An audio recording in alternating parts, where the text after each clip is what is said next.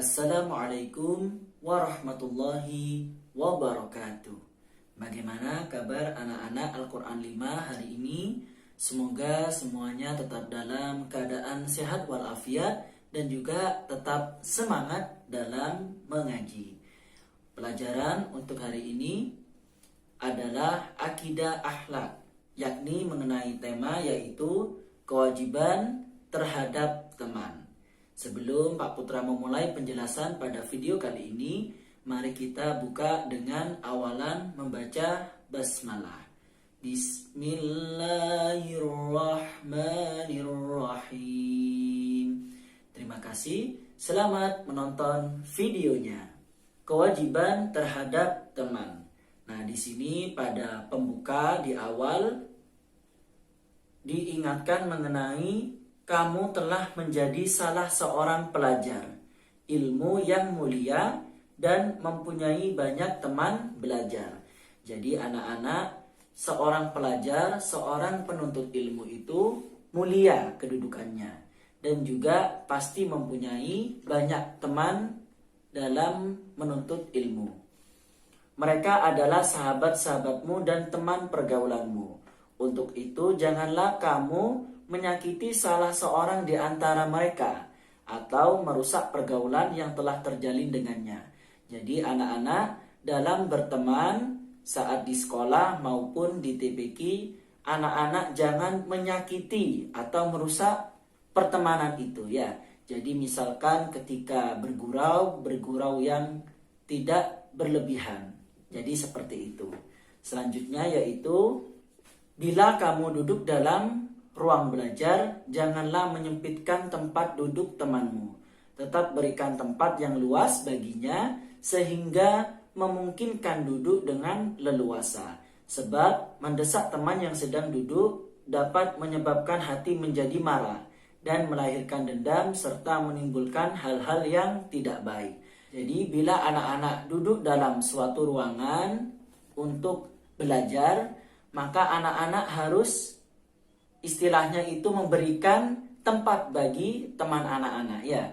Jadi bisa diilustrasikan misalkan dalam sebuah ruangan itu anak-anak duduknya agak renggang.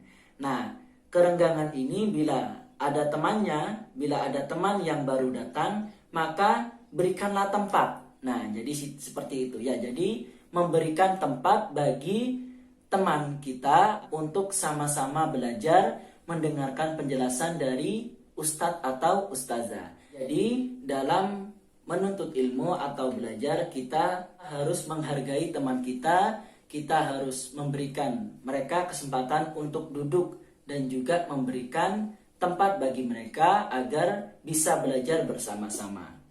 Dilanjutkan, apabila salah seorang dari teman-temanmu mengalami kesulitan dalam belajar dan meminta guru menjelaskannya ulang, maka dengarkanlah apa yang diucapkan gurumu. Barangkali dengan pengulangan tersebut, itu kamu mendapatkan faedah darinya, yaitu faedah yang belum pernah kamu ketahui sebelumnya. Jangan sekali-kali kamu berkata yang bertujuan menghina temanmu atau meremehkan buah pikirannya. Meskipun anak-anak sebelumnya sudah paham mengenai ilmu tersebut, mengenai penjelasan tersebut, bila ada teman-temannya yang tidak mengerti, maka jangan dihina. Setiap dalam belajar pasti anak-anak mengalami yang namanya berbeda-beda pemahaman. Ada yang mungkin sekali mendengar penjelasan guru itu langsung paham. Ada yang juga 2 kali baru paham. Ada yang juga baru 3 kali baru paham. Maka ketika terjadi pengulangan penjelasan dari guru, anak-anak tetap harus mendengarkan. Mungkin saja di penjelasan yang kedua dan ketiga dari ustadz-ustazah itu akan menambah wawasan, akan memudahkan anak-anak dalam memahami suatu ilmu yang sudah dijelaskan oleh ustadz atau ustazah. Jadi seperti itu. Terakhir, wahai anakku, Abu Hanifah saat ditanya tentang keberhasilannya dalam memperoleh ilmu pengetahuan, beliau menjawab, "Saya tidak pernah malas mengajarkan dan mencari ilmu pengetahuan." Nah, di sini adalah salah satu suntikan motivasi bagi anak-anak dan juga bagi Pak Putra. Tidak pernah malas mengajarkan ilmu dan juga berbagi ilmu. Lalu yang kedua adalah mencari ilmu pengetahuan. Jadi pada poin 1 dan poin 2 ini sangat penting sekali. Yaitu yang pertama, jangan pernah malas mengajarkan. Nah, ketika posisinya ada seperti Pak Putra menjadi guru, maka sewajibnya Pak Putra mengajarkan ilmu, membagi-bagi ilmu kepada anak-anak ya. Lalu yang kedua adalah mencari ilmu pengetahuan.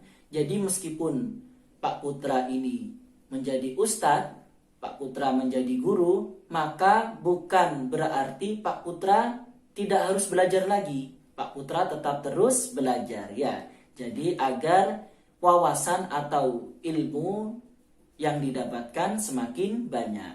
Begitupun juga anak-anak. Bila misalkan teman-teman anak-anak ada yang belum mengerti mengenai suatu ilmu, maka anak-anak yang sudah paham ini sharing atau berbagi ilmu kepada temannya.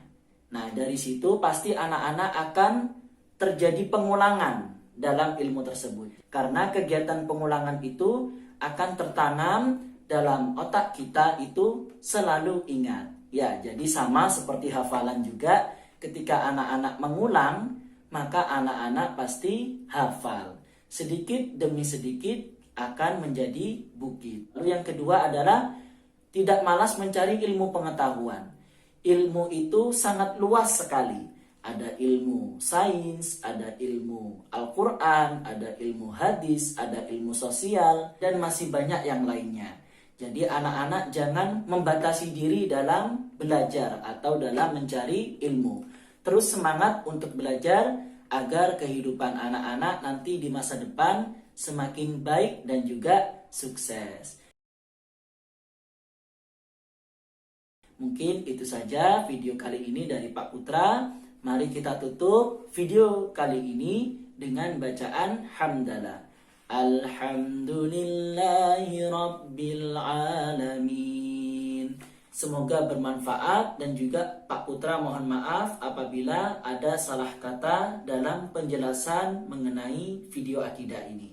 Tetap semangat dan juga istiqomah mengajinya. Terima kasih anak-anak. Wassalamualaikum warahmatullahi wabarakatuh.